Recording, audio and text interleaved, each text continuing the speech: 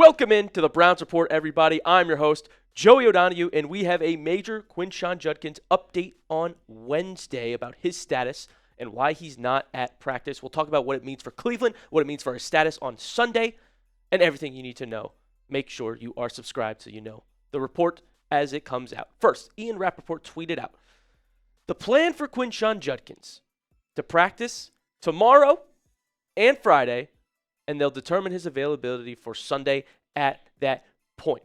So he's not at practice on Wednesday because he is in New York City with the commissioner, and they're going to investigate, give a verdict on if Judkins violated the NFL's personal conduct policy. So we'll know very soon, is Judkins getting suspended? And if you remember earlier in the week, Adam Schefter, another big source, says that Quinshon Judkins is scheduled to meet with the NFL this week. We know that's today, Wednesday now. And there's a real possibility and even likelihood, according to one source, that he will make his NFL debut next Sunday at Baltimore. Could Judkins really get off the hook? Is he actually going to get scot-free, no suspension? It's been a hot topic of the offseason, been a hot topic in fantasy football. Are we going to see Quinshon Judkins, yes or no? And I think there's a good chance that he doesn't get suspended because let's look at some green flags. The Browns finally signed an official contract with Judkins, a 4-year, $11 million deal. That was September 6th. It took a while, but because they pulled the trigger and signed the deal with guaranteed money, that's a good omen to me that Judkins likely won't face a suspension. Also, his criminal charges were dropped for a variety of reasons, including late reporting of the incident.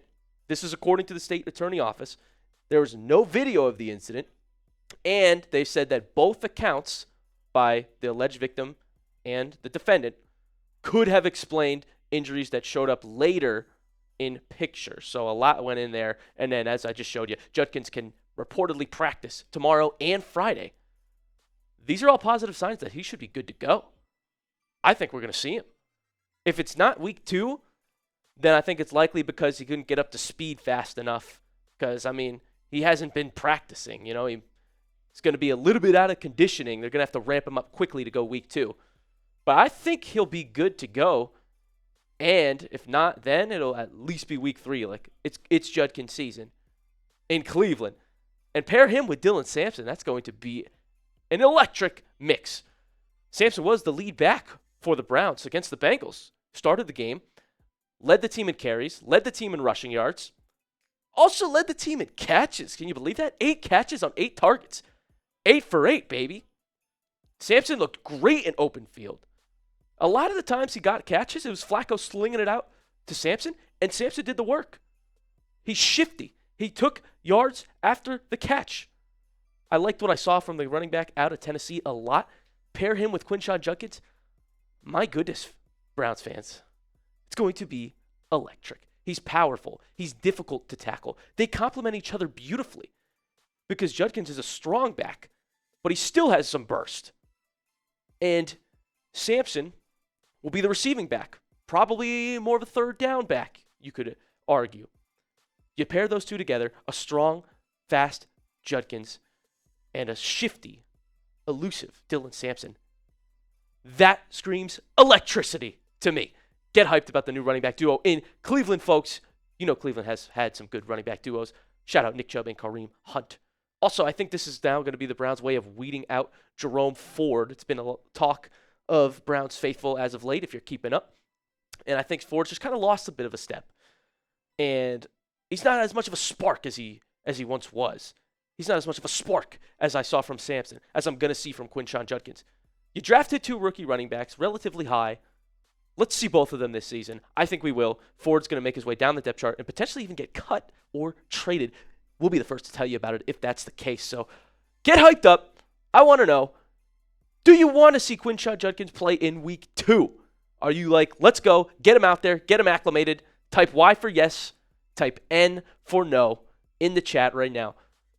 Do you want Judkins to play? I certainly am ready to see what he can bring for Cleveland. All right, on to our next topic. It is time for a kicker update, folks.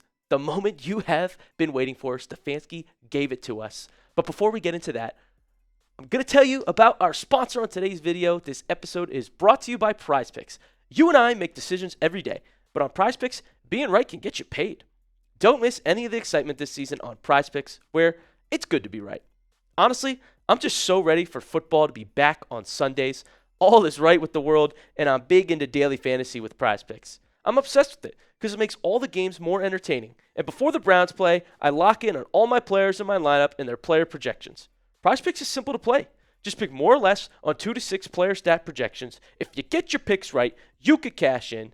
PrizePicks also invented the flex play, which means you could still cash out if your lineup isn't perfect. You can double your money, even if one of your picks doesn't hit. I might need that this week because I've made a lineup for myself with some Browns, more than half a receiving or rushing touchdown for David Njoku. I'm going big. I think he gets in the end zone against Baltimore.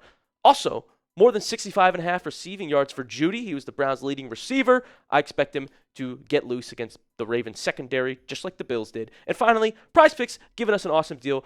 You can get Travis Kelce at more than half a receiving yard. That's my lineup. Tail me if you want to make some money. Fade me if you don't trust me. But download the app today and use code CLNS to get $50 in lineups after you play your first $5 lineup. That's code CLNS to get $50 in lineups after you play your first $5 lineup. PrizePicks. It's good to be right.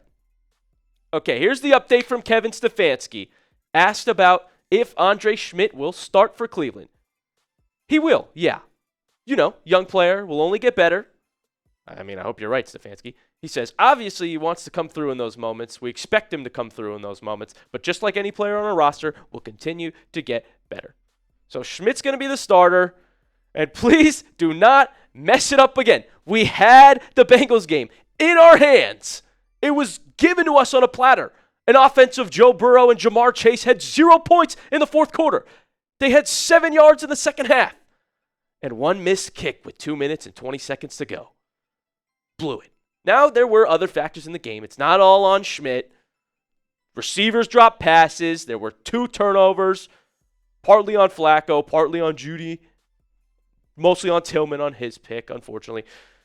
But don't mess it up again, Szmyt. I say we give him one more chance, though. I mean, the Browns really liked him in preseason. They liked him more than Dustin Hopkins. So did I. They gave him a shot. It's one game where he missed 2 kicks. He hit a 45-yarder earlier in the game, remember? But I know emotionally we don't want to go through this again. I give him one more game, and then it's time to find some replacements for Andre Szmyt. There's actually a few kickers on the market right now that Cleveland could be looking at, including Anders Carlson. Rodrigo Blankenship was a fan favorite for years with the Colts. Justin Tucker's in the rumors. Well, he can't even play for 10 weeks. But watch. If that report comes out, the Cleveland Browns are going to be memed on social media. Jake Moody is now available. He's also terrible, but he is an option if Cleveland wants to get someone other than Szmyt. And Michael Badgley, I don't think would be a bad option. Had some good reps for the Chargers. Also out there are 4 names you may remember for Cleveland Browns faithful. Greg Joseph, a free agent. Dustin Hopkins. I saw one comment say, let's call up Dustin Hopkins and beg him to come back. No, let's not do that. Austin Seibert, too. You remember him? Washington, Cleveland. And Zane Gonzalez, a Browns legend as well. Let's not get any of those 4. We've been there. We've done that. But I think there are options out there if Cleveland wants to bring in another kicker, and I think they should have. A competition would be nice. You know, like, I get it was one game, but this is crucial. They lost that game by 1 point. This cannot be the norm going forward. You need to let Szmyt know, hey, it's okay to make mistakes, but we're going to bring in someone else immediately if you're going to keep making mistakes. So, how much faith do you have in Andre Szmyt? Scale it 1 to 10 in the comments. Are you confident in the kid this Sunday? Confident in his ability? Let me know. Unfortunately, the Browns reportedly did not bring in any other kickers to work out this week. So, it's literally just Szmyt. He's geared up to go. How are we feeling, Browns fans? Thank you so much for watching this episode of the Browns Report. We appreciate you as always, and we will be here all season long to give you Browns content, news, and coverage, and another live watch party this Sunday against the Ravens. Thank you so much, and we'll see you next time.